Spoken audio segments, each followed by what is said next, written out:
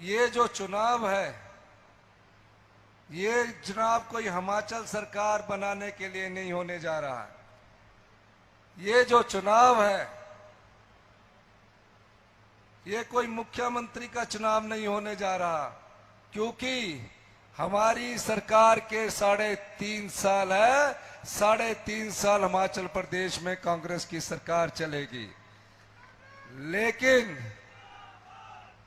ये जो चुनाव है, ये हिमाचल की जनता को तय करना है कि जो सरकार जनता के वोट से चुनकर आती है और जिस पार्टी को जनता नकार देती है, वोटों के दम से वो सरकार बना नहीं पाते, पैसों के दम से सत्ता की कुर्सी हथियाना चाहते हैं। उस सरकार को आपने और उस पार्टी को सबक सिखाना है। 1 जून को जब आप वोट डालने जाएंगे तो जो यहाँ के प्रत्याशी है, जिन्होंने हाथ को बेचा है, कमल को खरीदा है, वो हाथ का नहीं हुआ, तो भारतीय जनता पार्टी के ईमानदार कार्यकर्ताओं को ये सोचना है कि वो फूल को भी बेचेगा। ये चुनाव ईमानदार और बेईमानों के बीच की लड़ाई का है। बेईमान छल कपट करके ईमानदारी से टकराता है, अंत में जीत ईमानदारी की होती है। झूठ का बार बार सामना सच से होता है, पर झूठ बार बार बोलने से सत्य नहीं होता। झूठ जितना भी सच से टकराएगा, अंत में जीत सच की होगी। 1 जून को जब वोट डालने आप जाएंगे तो आप हिमाचल प्रदेश की राजनीति की दिशा और दशा तय करने जाएंगे। लोकतंत्र की ताकत जनबल होता है, लोकतंत्र की ताकत जनता होती है। 3.5 साल हमारी सरकार है। हमारी राष्ट्रीय अध्यक्ष श्रीमती प्रियंका गांधी जी ने मेरे 3 महीने में बैठकें की, पूछा महिलाओं के 1500 को क्या हुआ। मैं बताना चाहता हूं, हमारी इंदिरा गांधी प्यारी बहनी महिला सम्मान निधि योजना लागू हो चुकी है।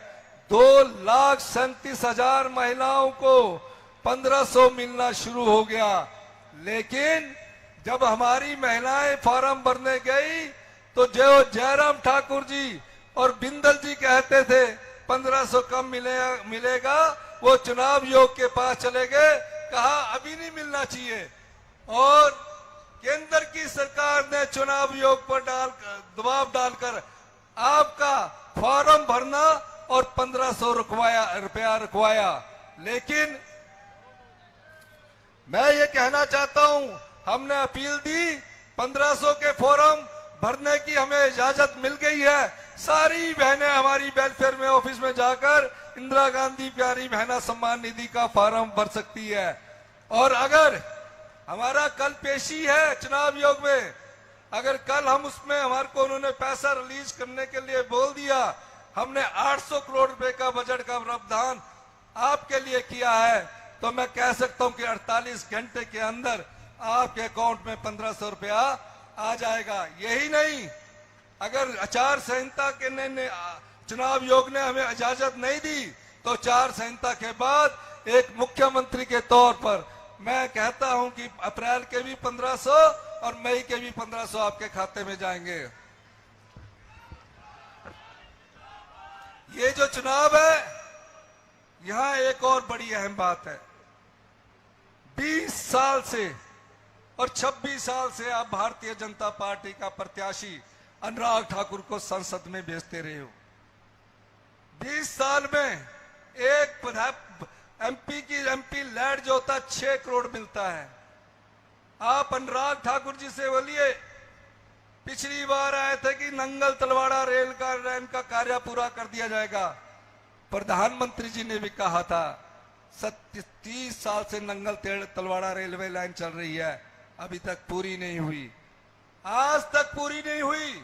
10 साल में केंद्र की सरकार है और 26 साल से बीजेपी का सांसद यहां जीतता रहा है। 20 साल से अनुराग ठाकुर यहां से जीतता आ रहा है। हमने आपके सामने एक पूर्व सैनिक का बेटा, कांग्रेस पार्टी का महिला कार्यकर्ता आपके सामने दिया है, सतपाल रायजादा जी। सतपाल 3-3.5 साल में सतपाल रायजादा जी जो कहेंगे हमारी सरकार आपका काम करेगी। तो क्या आप सतपाल रायजादा जी को अगर दिल से चाहते हैं तो सारे हाथ खड़ा करके बताइए कि हम इनके पक्ष में अधिक से अधिक वोट डालेंगे। तालियां भी बजा के बताइए।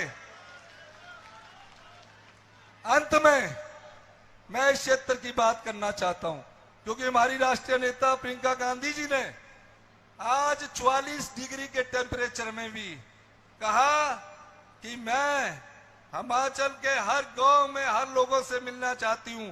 पूरे हिमाचल में 6 दिन इन्होंने प्रचार के दिए हैं।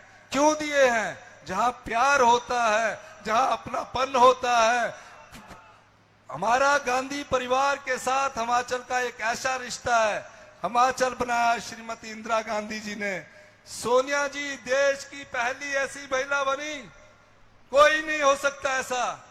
2004 में हमारी सरकार बन रही थी, संसद के सभा हॉल में सब लोग बोल रहे थे श्रीमती सोनिया गांधी जी आप देश की प्रधानमंत्री बनिए। उन्होंने कहा एक रात के बाद अगले दिन उन्होंने जवाब देना था।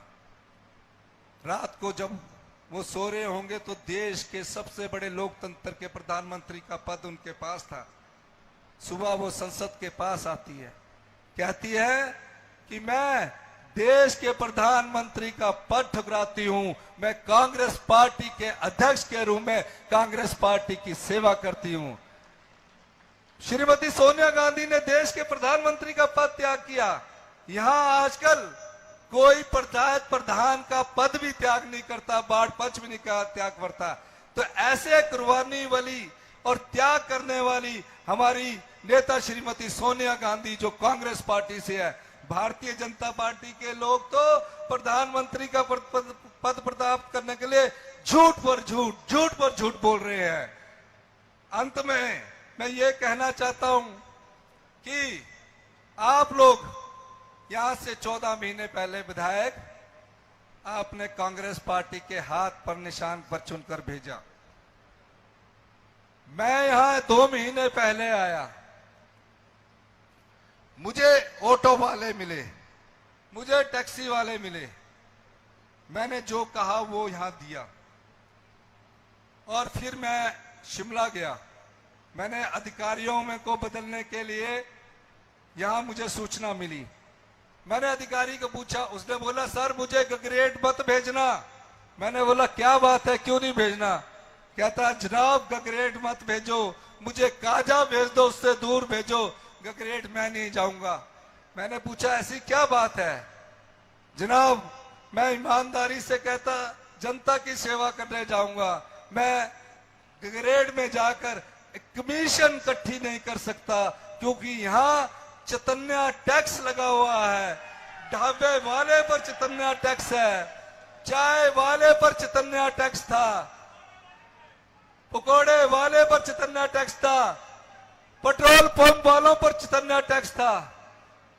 वो मेरे पास आता था, युवा था, मैं उसको प्रेरित करता था। मैंने कहा बहुत यंग उम्र में चले गए। मेरे पास आकर कहता था मेरे पिताजी की उम्र 68 साल हो गई है, हमने तो इसको व्यापार बनाकर विधायक का चुनाव लड़ा, मुझे तो हर साल 15 करोड़ रुपया इकट्ठा करना है, मुझे चुनाव की चिंता नहीं है। आजकल क्या कर रहे हैं? तो ऐसा व्यक्ति जो जनता से विधायक बनने के बाद पकोड़े वाले से, चाय वाले से टैक्स लेता हो, उस टैक्स को हमने नाम दिया चतन्या। हाथ खड़ा करके बताया चतन्या, चतन्या टैक्स का नाम दिया। इस चतन्या टैक्स को मैं तो सबसे कहूंगा उसकी जमानत जब्त करने का वक्त आ गया है, उसकी जमानत जब्त होनी चाहिए। इन्हीं शब्दों के साथ मैं आपसे एक बार फिर प्रार्थना करना चाहता हूं। ये चुनाव जनता लड़ रही है, हिमाचल की जनता देवी देवताओं में विश्वास रखती है और जनता जब चुनाव लड़ती है तो धन उसके सामने हारता है। जो हाथ को बेच चुका, कमल को खरीद चुका, वो क्या जनता का सेवक होगा। इस चुनाव में जनबल जीतेगा, धनबल। मेरे साथ एक ही नारा लगाना है, जनबल जीतेगा। सारे हाथ खड़ा करके मैं बोलूंगा जनबल जीतेगा, आपने बोलना जीतेगा। जनबल, धनबल। धन्यवाद। जय हिंद, जय हिमाचल।